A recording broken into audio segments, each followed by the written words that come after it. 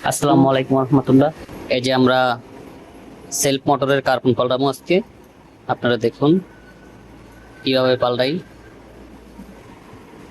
দেখুন সেলফের ভিতরে কার্বনের কি অবস্থা আমরা দেখে গেছি।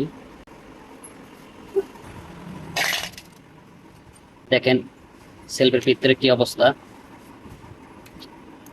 কি ময়লা।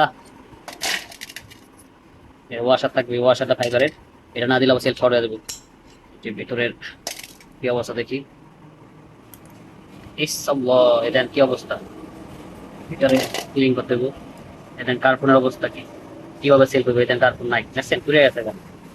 দেখেন বন্ধুরা পুড়ে গেছে কার্বন, এদের অবস্থা ভালো না।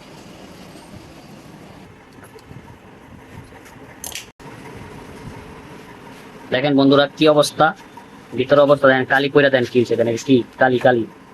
দেখেন কার্বন জ্বললা পয়লা হয়ে গেছে। দেখেন দেখছেন অবস্থা কি, মশা দিলে দেখেন অবস্থা কি। এই দেখেন কি ময়লা দেখছেন, এই যে কালি।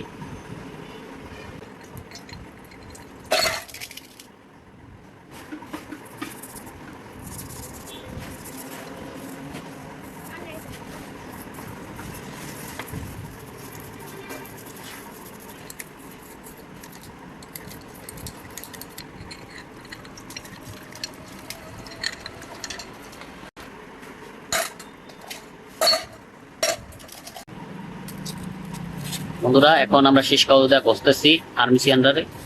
এটারে ঘষা এটারে মনে করেন কার্বন সরাই দিব, না হলে সেল ভালো মতন করবে না, আর অনেকদিন কার্বন টিকবে না।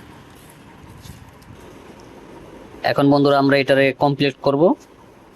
এটারে পুরো ওয়াশ করলাম, ক্লিন করলাম, ক্লিন করে পরিষ্কার করলাম, আর্মিসি আন্ডার পরিষ্কার করলাম, সম্পূর্ণ ওকে করলাম। এখন আমরা এটা কমপ্লিট করব, তারপর সেল দিব ইনশাল্লাহ।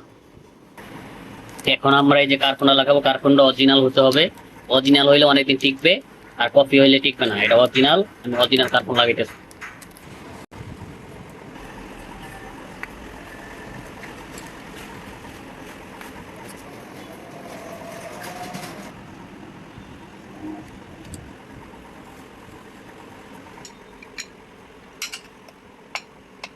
বুঝছেন?